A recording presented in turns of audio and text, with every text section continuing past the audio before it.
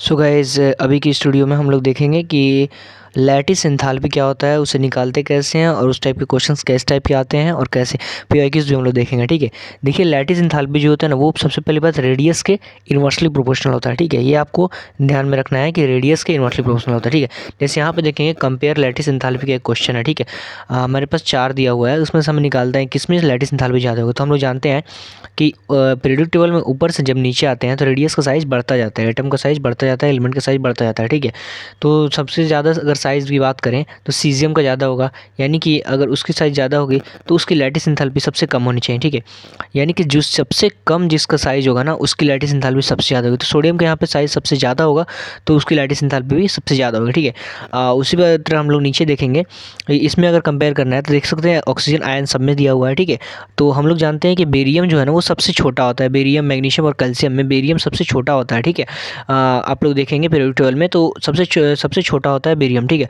तो उसकी lattice enthalpy सबसे ज़्यादा होगी। उस तरह नीचे भी देखेंगे sodium, NaF, NaCl, NaBr, Na दिया है, इसमें हम लोग को आयन चेंज कर दिया। तो आयन के साथ भी केस में वही होता है, उसमें भी हम लोग साइज़ कहीं देखते हैं, साइज़ के इन्वर्सली प्रोपोर्शनल होता है लैटिस एंथैल्पी। ठीक है, और थर्ड नंबर पर हम लोग देखते हैं चार्ज के बारे में। ठीक है, तो चार्ज के बारे में जब चार्ज अलग अलग दिया हुआ है, ऊपर हमने जितने भी केसेस देखा सब में चार्ज इक्वल था, लेकिन यहाँ पे प्रेफरेंस ऑर्डर में हम लोग देखते हैं कि साइज़ से ज़्यादा जो इंपॉर्टेंस होता है चार्ज को दिया जाता है। ठीक है, यहाँ पे हम लोग देख सकते हैं चार्ज अलग अलग दिया हुआ है। तो एल्युमिनियम में चार्ज +3 पड़ा हुआ है, तो उसकी जो लैटिस एंथैल्पी सबसे ज़्यादा होगी, फिर मैग्नीशियम की और फिर सोडियम वाले की। ठीक है, तो इस तरह से हम लोग लैटिस एंथैल्पी क्वेश्चंस को बनाते हैं और आपको मैंने जो तीनों के तीनों क्वेश्चन अभी दिखाए हैं वो सारे के सारे जेईई मेंस के पीआईक्यूज़ में आ चुके हैं। ठीक है, तो आप इस तरह की लैटिस एंथैल्पी में जो क्वेश्चन है सिर्फ इसी तरफ के आते हैं। दूसरी दो बातें आपको बस ध्यान में रखनी है कि लैटिस एंथैल्पी जो है वो रेडियस के इन्वर्सली प्रोपोर्शनल है और प्रेफरेंस ऑर्डर्स में 4 को ज़्यादा प्रेफरेंस दिया जाता है। ठीक है, तो अगर इस टाइप का अगर आपको 2 चीज़ें पता होंगी तो लैटिस एंथैल्पी के जितने भी क्वेश्चन आएंगे आप उससे आसानी से सॉल्व कर पाएंगे। ठीक है, तो और भी आपको कोई भी टॉपिक वीडियो चाहिए तो मैं आपको लिए उस वीडियो को ला दूंगा, आप कमेंट सेक्शन में बता दीजिएगा।